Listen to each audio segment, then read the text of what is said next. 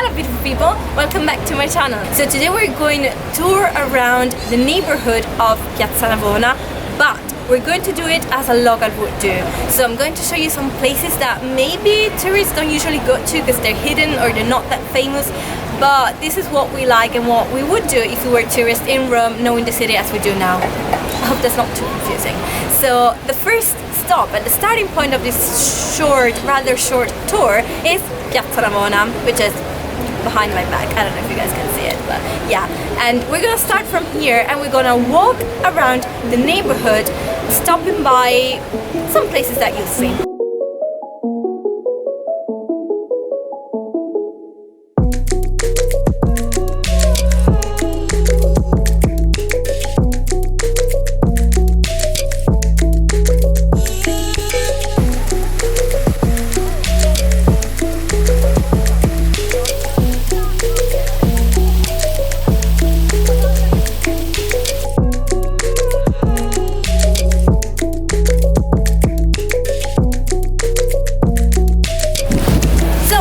Obviously, Piazza Navona is the first step. So after you've enjoyed the piazza for as much as you want, you can then go on and enter the church behind me. This is a pretty obvious step actually, but not everyone knows about this church. So this is actually one of my favorites in Rome and it's called Sant'Agnese in Agone. So let me show you what it looks like inside. We are entering the church and there's a pretty long queue actually.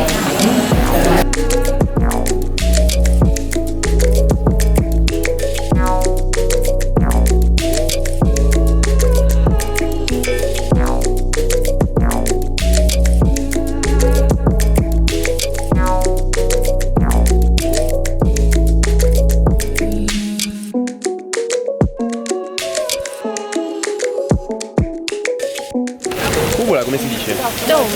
Dome. Sorry about those clips guys, but I don't know if you've noticed, but it's not, I mean, you're supposed not to film inside, you're not allowed to film inside the church, but I mean, it said no pictures and I was filming, so, right.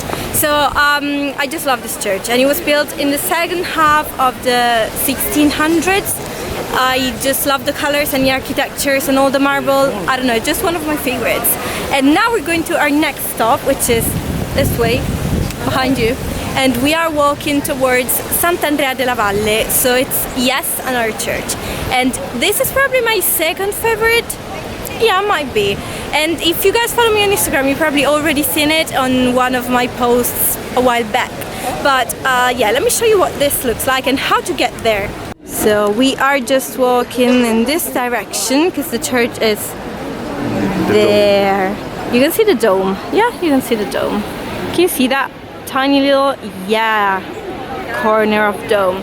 So this is Santa Maria in Agone. This is the fountain with the 4 rivers, and this way is the church.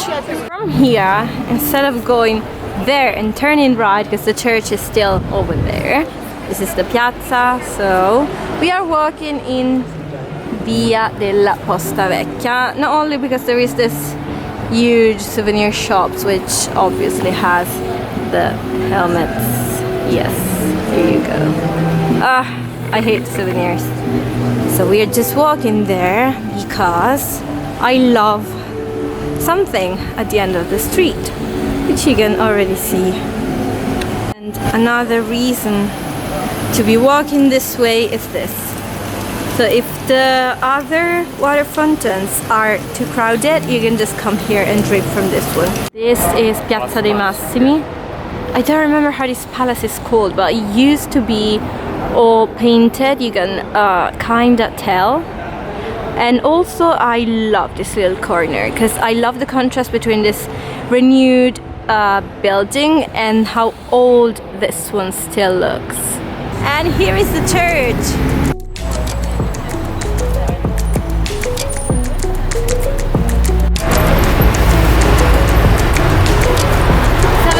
It's actually one of the churches that opened earlier. Yeah.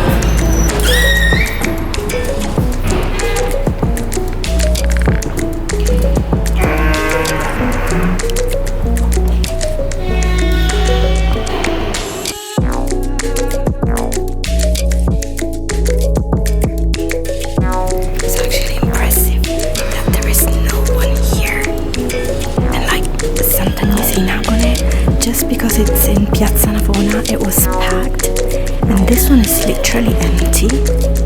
But let me show you what I love about this. I love the mirrors. So if you want to look at the ceilings without having to torture your neck, you can just use the mirrors.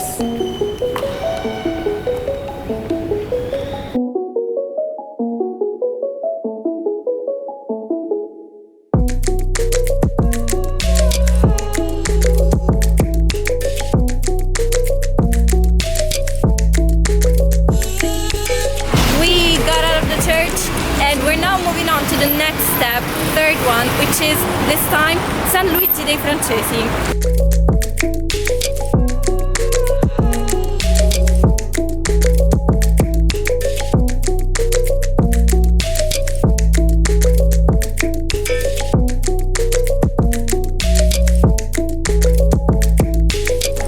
It's under maintenance, all this part of the church and the entrances, so it kind of sucks right now, but yeah, let's go inside. I hope you can take pictures here. Oh no, definitely not gonna use this cell phone, right? You cannot speak, you cannot whisper, you cannot smoke, you cannot use a rifle. I love this one.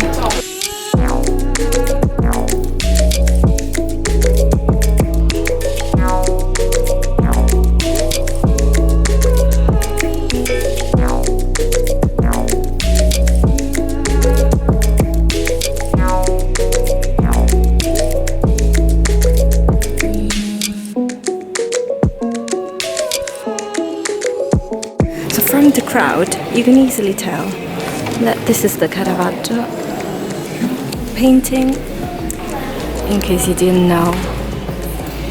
So yeah, you can, in this church, admire Caravaggio paintings for free.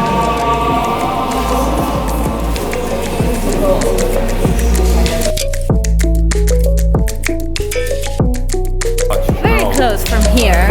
There is another church which I think is worth visiting, and it's called Sant'Agostino.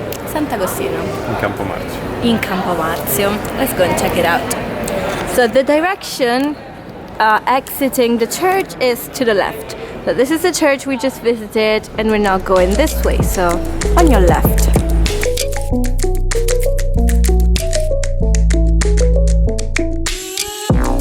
Here it is.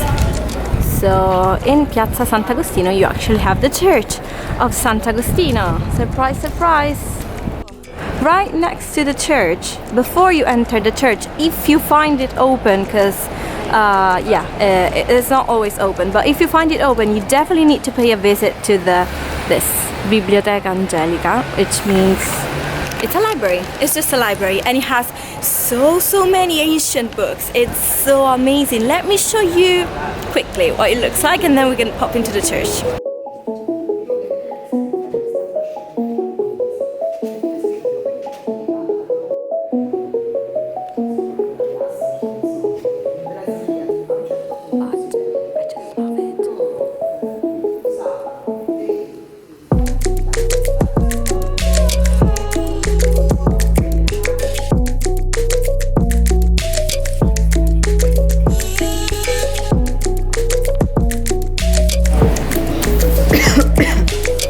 Entering the church. No, wash. It's fine, it's fine. It's still a beautiful church.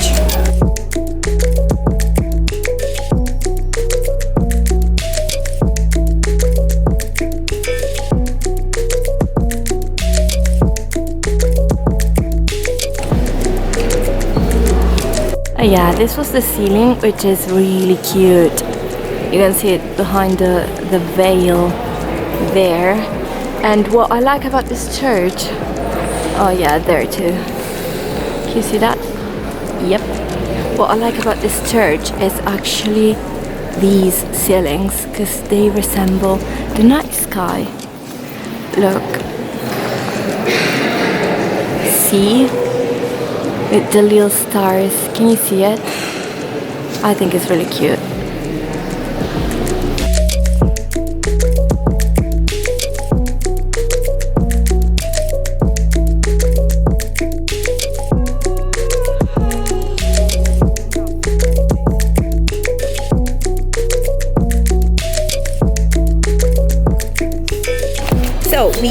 outside of the church from the side exit, not from the main entrance from which we entered.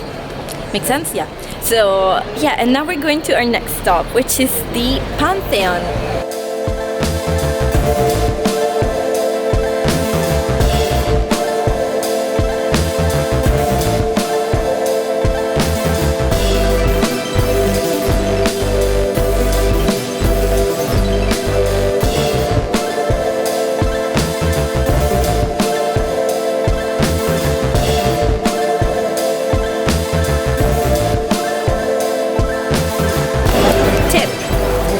For Trevi Fountain. If you want to take a picture of the Pantheon, come here super early in the morning, like at sunrise, okay? You will find some people, but few enough to let you take a decent picture, because right now, not really a good time. I mean, I didn't realize that this is actually the queue, or the line, to enter the Pantheon. I don't know if you can see where it ends, because I cannot. There. There? No, still see, like not this guy, behind him. Jesus Christ. So, sorry guys, we're not getting in, we're not staying, we're not spending like, I don't know, 45 minutes in line just to get into the Pantheon, which I've seen thousands of times, so not happening, but I'm going to attach some pictures right now, so if you've never been there, you've never saw what it's like inside, and it's definitely worth it. I mean, 45 minutes, maybe not, but hey, you do you. So if you're curious, I'll just attach some pictures. You can see from the pictures here or on my Instagram. So right now we are going to, since this was pretty exhausting, and you guys, if you're gonna do the same itinerary, you may want to try a coffee too. So we're going to one of the places with the best coffee in Rome, which is, you guessed it, Sant'Eustachio. And here it is. This is a super famous cafe, bar, however you want to call it.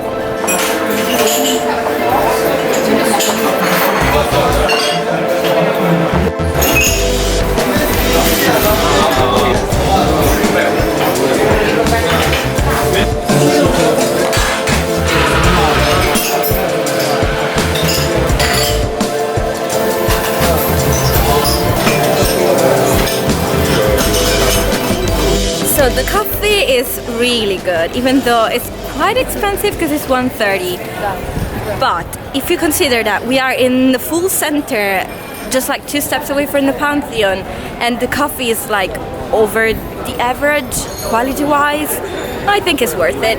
Staying here, if you're still not happy with your coffee and you're maybe hungry, we want to try a new ice cream place that we actually never tried before, but yeah, so I'm gonna let you guys know how it is, and it's called Gunther. So it's exactly opposite to Sant'Eustachio, which is over there, and Gunther is this one. This is what I like to read, not the price, but no gluten. So they have the gluten-free cone, and these are the flavors. Plus this one. Some of these flavors. Pino, it's pine, like the literal pine. Oh my god. This mirror is so handy right now, but you cannot hear because churches. Thanks, religion.